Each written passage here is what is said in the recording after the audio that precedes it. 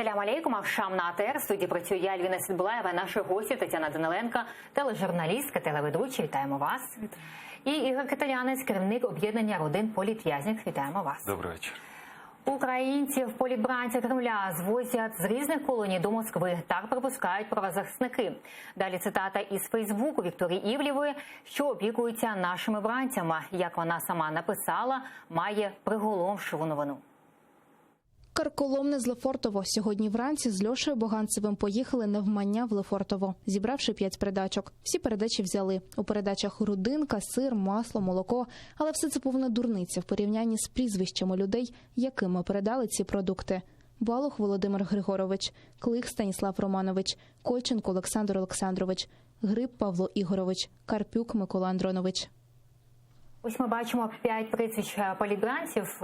Як вважаєте, яка їх подальша доля буде найближчим часом? Яка їх подальша доля буде, я думаю, що ми побачимо найближчими днями. Ви процитували зараз Вікторію Івлєву, це російська правозахисниця, да, яка, власне, повідомила цю новину. Знаєте, я до всього, що зараз відбувається в інформаційному просторі, ставлюся дуже негативно. Тому що навіть якщо хтось з'ясував, да, хоча це ще достеменно невідомо, що політв'язнів кудись там звозять, когось звезли в Москву, щось передали, це наразі розголошення цієї інформації, воно не є на користь політв'язням, тому що, ну, припустимо, да? Ми всі оптимісти, ми хочемо сподіватися, що це гарний знак і що зараз вже ми маємо Вікторію Івлєву, правозахисницю з Росії. Добрый вечер, Виктория. Здравствуйте. Скажите, пожалуйста, что вам известно о политзаключенных украинских и откуда вы знаете, что они находятся в СИЗО Лефортово? А я не утверждаю, что они находятся в СИЗО Лефортово. Известно о них ровно то же самое мне, что и вам. Потому что я точно такой же человек, как и вы. У меня нет личных связей с СИЗО Лефортово, слава богу. Виктория, ну вы же понесли, я извиняюсь, вы же понесли им передачки. Вы же знали, кому, и написали фамилии в Фейсбуке. Да, я знаю, потому что адвокат Балуха сказал, что он выбыл из колонии в Торжке в колонию в Москве, в СИЗО в Москве, которая начинается на букву «Л». Так ему сказала там сотрудница. Вычислить это СИЗО было несложно. Про Карпюка написал его адвокат, что Карпюк выехал из Владимирского Централа. Ну и 3 других, ну, в общем, можно было примерно вычислить. Возможно, их там и не было, но оказалось, что они там. Просто я знаю список Сенцова и так примерно представляю, кого могли бы еще дернуть с места. Вот и все. Никаких специальных сведений у меня о них нет и быть не может. Виктория, вот Игорь Киталянец, руководитель объединения семей политзаключенных, переживает, что такое заявление, ваше заявление в Фейсбуке, да, то, что вы написали, оно может помешать освобождению политзаключенных. Что вы скажете по этому поводу? Простите, я понятия не имею, будут их освобождать, не будут их освобождать. Я принесла продукты. Да, я не нарушила законы Российской Федерации, я принесла им передачу. Мы с товарищем принесли передачу. Меня эту передачу приняли. Из этого я, в общем, делаю вывод, что, скорее всего, люди находятся именно в Лефортово. Почему это может помешать для обмена их привезли, чего-то другого их привезли, я не знаю. Мы можем только строить предположения. Почему это может чему-то помешать? Мне не очень понятно. Передачи не запрещены. Если бы не хотели, чтобы я их передавала, то проще всего было бы сказать, что их там нет. Правильно? Спасибо огромное. Вікторія Івлєва, правозахисниця, була з нами на зв'язку. А адвокат Дмитро Дзіндзьо повідомляє, що не може знайти місце розташування свого підзахисного українського політбранця Володимира Балуха. Нагадаю, того раніше вивезли з колонії міста Торжок. У СІЗО-2 Бутирка Балуха Володимира Григоровича немає. Продовжуємо пошуки. Не все так просто. Є тільки неперевірена й непідтверджена інформація, що він виїхав до Москви. Тому розповсюджувачів інформації про прибуття Балуха Володимира Григоровича в Москву на кшталт Дзубдаю прошу серйозно не сприймати. Тетяна, ось Дзіндзьо каже, що радить серйозно не сприймати цю інформацію. Що ви думаєте з цього приводу? Ну, наскільки мені відомо, під час зустрічі російського президента Путіна і французького президента Макрона йшлося про заручників, і начебто пролунала заява про те, що Макрон може стати посередником при обміні полоненими чи заручниками, чи військовополоненими, якщо бути точним з точки зору міжнародного права. І наскільки ми розуміємо, якісь рухи, переговори, щось відбувається. Тому цілком можливо, що все це не просто так. І я би сподівалася, що все-таки звільнення якоїсь частини, бодай, заручників може відбутися для того, щоб відбулося певне там потепління між Росією і Заходом. Що нам з цього? Ну, ми отримаємо своїх людей. А як це вплине політично там на нашу ситуацію, поки що прогнозувати складно в будь-якому випадку. Від нас будуть вимагати теж якихось політичних. Так, а що може Росія вимагати від України?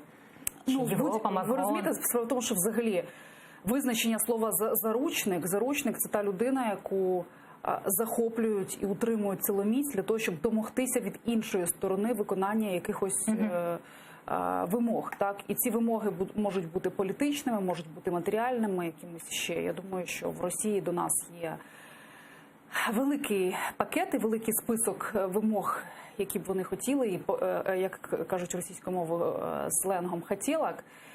Я думаю, що частину з них ми бачимо в Мінських угодах, які були підписані у 2014 році, в 2015 потім друга частина.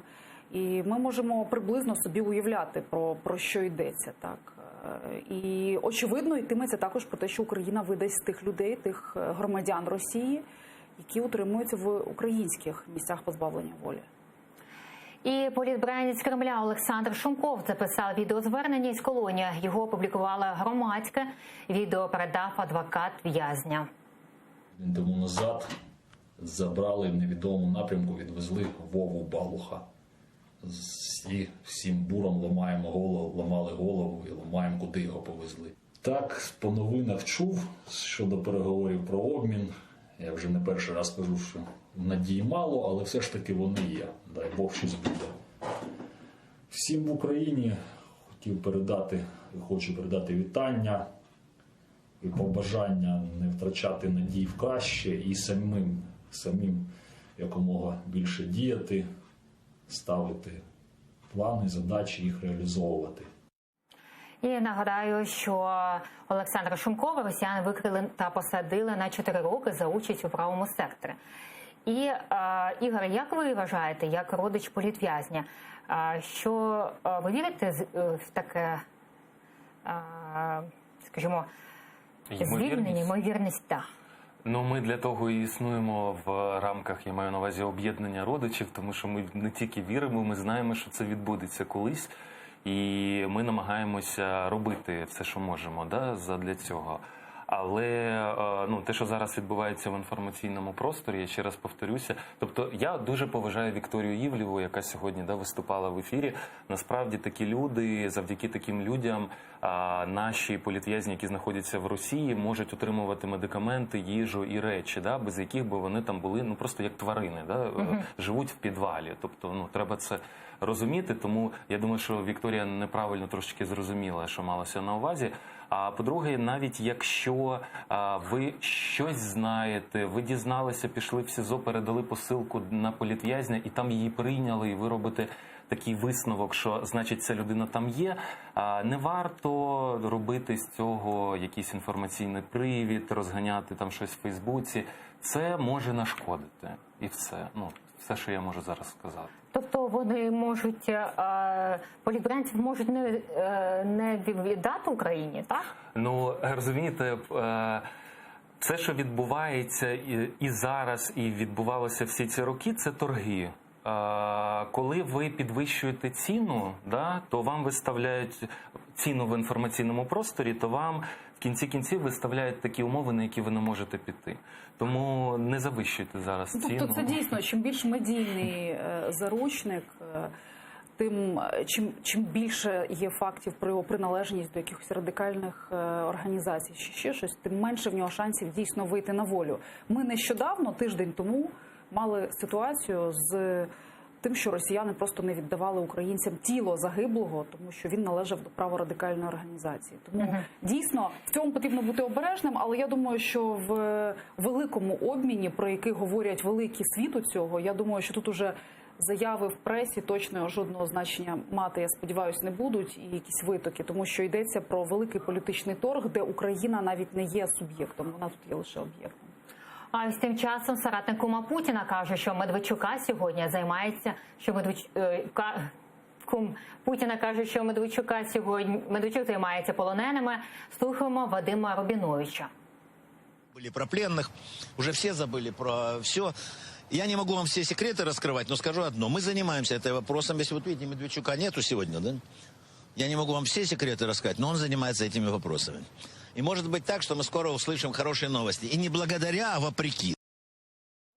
Так заявив Рабинович. Тетяна, як ви вважаєте, чи віддадуть полонених саме Медведчуку? Я думаю, що тут йдеться про теж такий дрібний політичний торг, дрібного в рамках цієї великої глобальної гри гравця, тому що до нас нещодавно приїжджав Олексій Венедиктов, керівник Радіо «Ехо Москви», який дав інтерв'ю нашому журналісту Дмитру Гордону, де він розказав цікаву історію про те, що начебто перед виборами Путін поговорив з Зеленським і сказав, що моряків до 21-го віддавати не буду. Виявляється, тлом для цієї фрази слугувала інформація про те, що видача моряків начебто одразу додасть Медведчуку і його партії плюс 5% електорального рейтингу перед 21-м, перед виборами. І саме тому, от таким чином, сказавши цю фразу, Путін мав на увазі, що він робить велику послугу і жест, красивий жест для Володимира Зеленського. А Володимир Зеленський не зрозумів начебто цієї фрази і зрозумів це, що навпаки це йому гірше, тому що перед виборами він не отримає от цих заручників. Розумієте? Тобто тут такі от різні тонкі моменти існують, так, і ми можемо теж багатьох речей не розуміти. І я думаю, до речі, що це я схильна вважати, що Венедиктов тут не лукавить, що він дійсно сказав так, як воно от плюс-мінус і відбувалося. А як ви думаєте, Ігор, чи віддадуть... Вибачте, про Медведчука. Так, про Медведчука цікавий момент, знову ж таки, зустріч Путіна з Макроном, де було сказано про те, що Макрон буде посередником при великому обміні, не Медведчук. І наскільки ми розуміємо, коли Путін спілкувався з Зеленським, він теж натякав на те, що не Медведчук тут зараз буде головною дієвою особою, яка буде надіне на себе лаври такого от миротворця, найбільшого миротворця там українсько-російських там відносин. Так, тому я думаю, що в Медведчука не все так добре у відносинах з Російською Федерацією. Звичайно, пан Рабинович намагається. А ще зовсім недавно йшлося про те, що він безальтернативний переговорник. Інших в нас взагалі немає, тільки його і слухають. Пам'ятаєте, як перед виборами казали? І що не можна чіпати Медведчука, навіть якщо на нього є якісь там в СБУ там справи, не рухайте його, тому що без нього в нас всі заручники наші залишаться скніти в цих жахливих тюрмах. Так? Виявляється, не все так добре. І Медведчук не безальтернативний посередник, і Медведчук не наша надія і порятунок, і не потрібно вважати його якоюсь там небожителем, так, якимось там з Олімпа. І зараз з нами на зв'язку Олексій Барановський, адвокат політбранця Кремля Миколи Карпелюка. Добрый вечер, Алексей. Да, доброго вечера. Алексей, знаете ли вы местонахождение подзащитного Карпюка? Ну, к сожалению, ответа ведомства нет. Хотя мы подали соответствующие адвокатские запросы.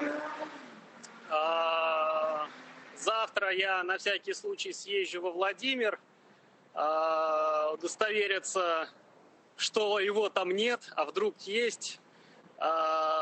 Туда я, во всяком случае, записан по электронной очереди на завтра. А вот в Лефортово так просто, к сожалению, не попасть. Это известная эпопея с тем, что там очередь на посещение для адвокатов расписана на 3 недели вперед. Адвокаты там жребием разыгрывают, кто идет. Поэтому в Лефортово проверить так быстро не получится. У вас уже есть предположение, где находится Карпюк? Ну, пока что мы только можем ориентироваться на вот информацию, которую сделали волонтеры сегодня днем, что удалось сделать передачу 5 украинцам в Лефортово. Ну, пока мы можем только на вот эту неофициальную информацию ориентироваться. Официальных пока что сведений, к сожалению, нет. А как вы, Алексей, считаете, ну и как вы наблюдаете, если человека нет в СИЗО, и ему передают передачку, принимает ли эту передачку, либо принимает эту передачку в том случае, когда уже точно знают, что тот или иной политзаключенный находится там? Ну, по моим наблюдениям, Лефортово это очень серьезный изолятор, да. Если уж они там приняли, то значит они, скорее всего, приняли для людей, которые там есть. Ну, просто, понимаете, я же не присутствовал в момент передачи, да, то есть я не могу сказать, что я передал, и я видел, что приняли. Но если ориентироваться на ту информацию, которая опубликована, то раз приняли, значит они там. Алексей, смотрите, есть ли такая практика свозить политзаключенных в одно СИЗО? И что это может означать в дальнейшем, на ваш взгляд? Ну, практики такой нет. И, наверное, в данном случае можно сказать к сожалению. Почему к сожалению? Потому что это случай из ряда вон выходящий, когда, ну, вроде как собрали людей из разных дел в одном месте, ну а для чего их можно собрать, разных людей, осужденных в разных регионах, в разные сроки в одном месте?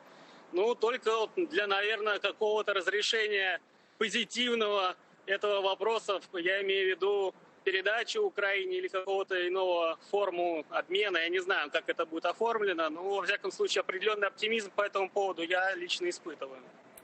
Дякуємо вам. Олексій Барановський, адвокат політбранця Кремля Миколи Карпюка, був з нами. Я хочу додати, щоб просто глядачі розуміли, хто не мав справи взагалі з пенітенціарною системою, що взагалі будь-які рухи ув'язнених в колишній радянській оцій пенітенціарній системі – це дуже тривалі процедури для того, щоб етапувати в'язня, скажімо, там з міста там А до міста Б, які розташовані на відстані 200 кілометрів один від одного, чи 300, на це можуть піти місяці. І його можуть, тобто це ціла специфічна процедура.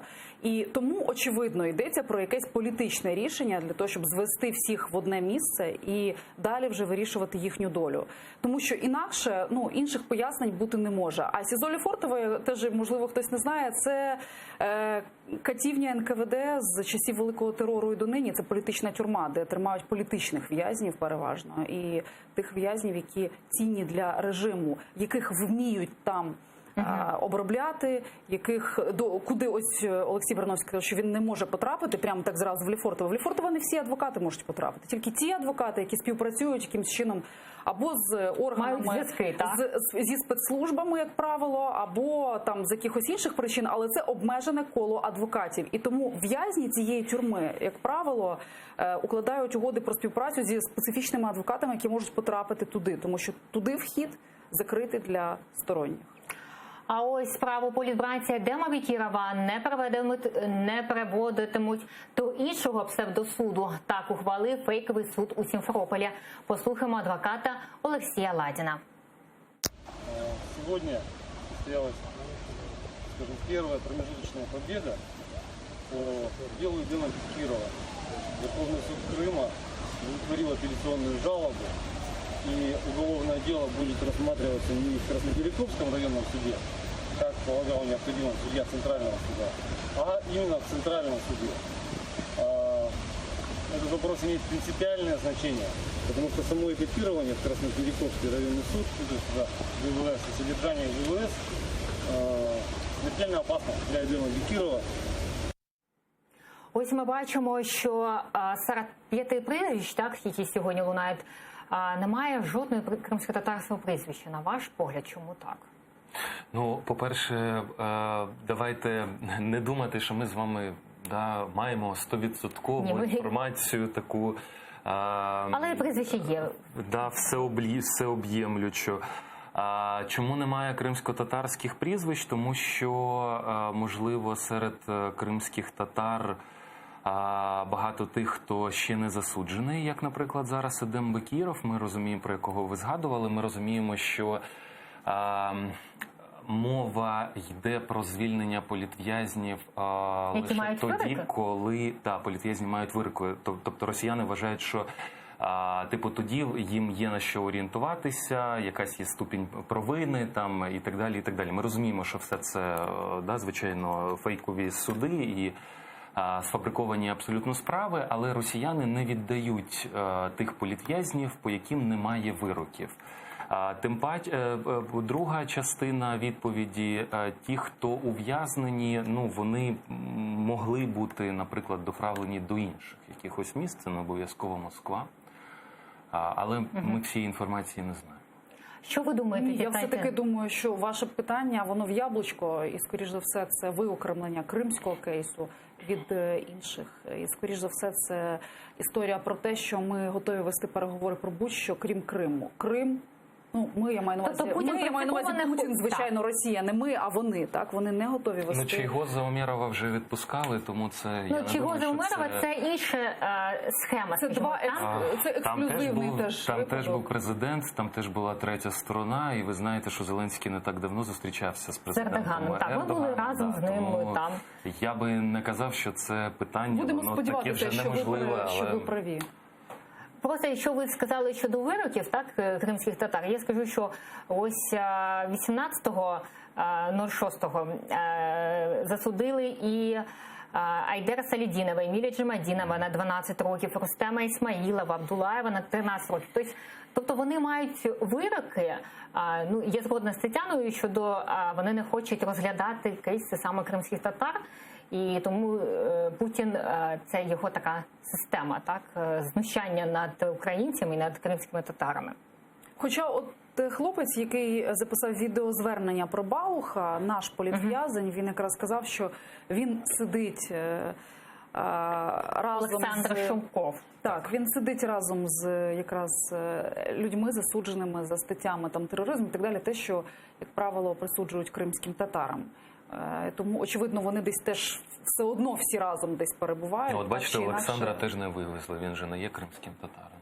Очевидно, він менш медійний, ніж інші, і так уже склалося. Можливо. А як вважаєте, взагалі, коли це ми бачимо такі кейси, це наше, скажімо так, предположення, так? Але коли ми побачимо вже звільнення і кримських татар, що їх прізвища будуть лунати більш ніж... Ні в коєму случаю ми не розділяємо українських та кримських татар, але ж все-таки їх чути менше, ніж інших.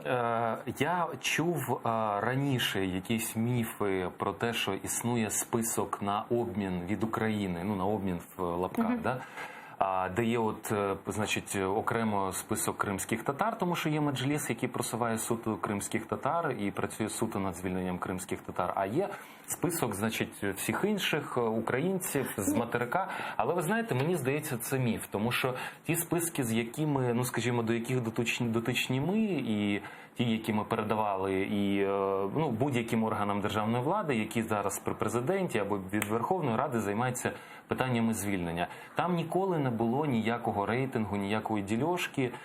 Є один повний список і у Денисової, і у МЗС. Вони публічно його озвучують. Я хочу просто ремарку таку щодо меджлісу, ви сказали. Ми коли були із Джемілєвим, коли він зустрічався з Ердоганом, його одна з перших прізвищ – це Сенцов-Кольченка, і потім вже кримські татари в нього йдуть. Тому я думаю, що вони всі разом. Тому я думаю, що це міф, ви розумієте. Я впевнений, що немає там якихось подковірних ігор, є ті списки, які нам відомі, якими всі користуються, які були передані Російській Федерації, вони реально були передані Російській Федерації, і там немає рейтингу. Хіба що я можу припустити, що коли так станеться, що процеси будуть розблоковані і звільнення буде наближатися, що це в ідеальному світі, ми так мріємо, що це прям звільнять всіх, але, звичайно, скоріше за все, звільнення будуть поступові, і з точки зору логіки,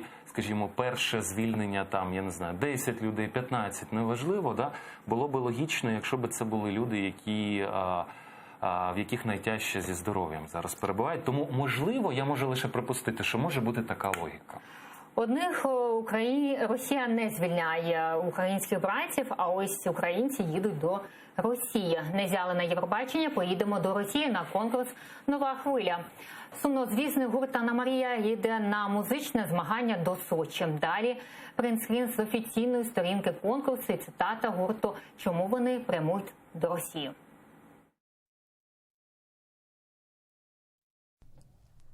Є впевненість в своїх силах в тому, що ми зможемо гідно і яскраво представити країну на новій хвилі. І, звичайно, тому, що хочеться нових творчих знайомств і пригод. На наш погляд, це один з найбільш масштабних і гідних міжнародних конкурсів. І нагадаю, коли цей дует намагався потрапити на Євробачення від України, то в цій студії дав інтерв'ю моєму колезі Роману Скрипіну. Давайте подивимось фрагмент, коли Роман запитав дівчат, чи є війна Росії з Україною. У нас війна ж з Росією, правильно я розумію? Так чи ні? Ну, в нас це називається АТО. У нас, слухайте, у нас це називається, це вже ООС, але справа в іншому. Чи є у нас війна з Росією?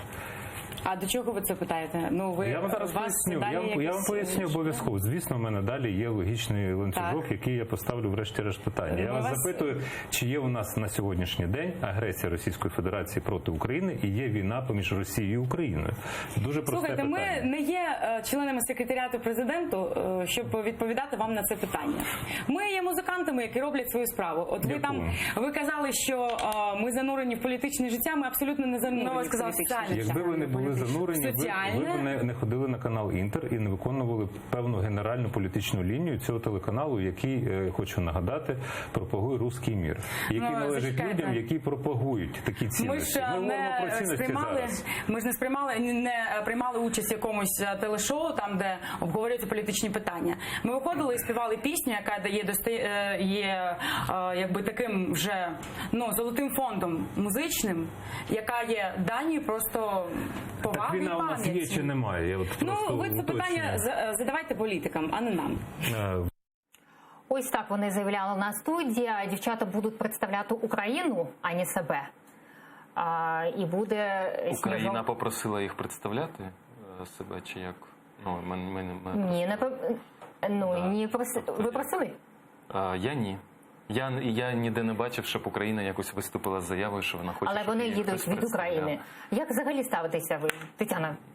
Ну, ви знаєте, з одного боку, я вважаю, що не можна вимагати від співачок, я не знаю, там якихось ютуб-зірок, вимагати якихось моральних звитяг і моральних вчинків, тому що це не за адресою. Вони правильно сказали. Ви не за адресою звернулись, ми тут не про це. Але з іншого боку, така позиція, вона легковажна, так? Вона не може прозвучати від людини, яка, скажімо, в якої у війні загинула близька людина. Вона не може прозвучати від людини, яка, наприклад, в якої чоловік страждає на посттравматичний синдром, або був поранений, в нього немає руки, ноги.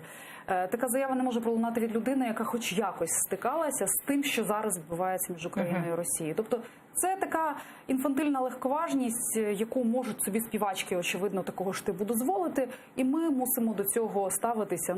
Слухайте, я думаю, про це навіть обговорювати не варто. Абсолютно погоджуюся. Я не розумію, чому ми про це говоримо. Вони ж... Ні, звичайно, людям цікаво, і людям цікаві такі речі, і, звичайно, хтось повинен це засуджувати і так далі, але знаєте, відверто навіть немає внутрішньо якихось, складно в собі викликати хвилю якогось обурення. Немає, правда? Що від цих людей вимагати? Хто це? Я так само, у мене буде відпустка, я поїду представляти Україну в готелі в Єгипті. Це те саме. Тобто, те, що я з України, не говорить про те, що це ж в Росію ж не поїдете, правильно? А ось Анна Марія їде. Є мільйони, мабуть, людей вже, які не вважають чимось таким поїхати. Легковажних людей, які не розуміють, чим це може закінчитися. Ні, знаєте, в Росії, країна-агресорка, де будуть вони виступати, там буде прапор України, так? І вони ж поїдуть не просто... Може, їм навіть перше місце дадуть, слухайте, це буде такий ще один політичний жест Володимира Путіна Володимиру Зеленському. Тому це шаманські діалоги України і Росії, знаєте, ми можемо тільки за якимось побічними фактами робити якісь висновки, але я думаю, не варто. Тетяна Данилайка, тележурналістка і телеведуча. Дякуємо вам. Ігор Кателянець, керівник об'єднання родин політв'язнів. Дякуємо, що були з нами в ефірі. Підписуйтеся на наш канал YouTube, там ми викладаємо найцікавіші фрагменти наших ефірів. Далі на ТР Прайм Ференс та його гостя обрана народна депутатка від «Слуги народу» Анастасія Красносільська.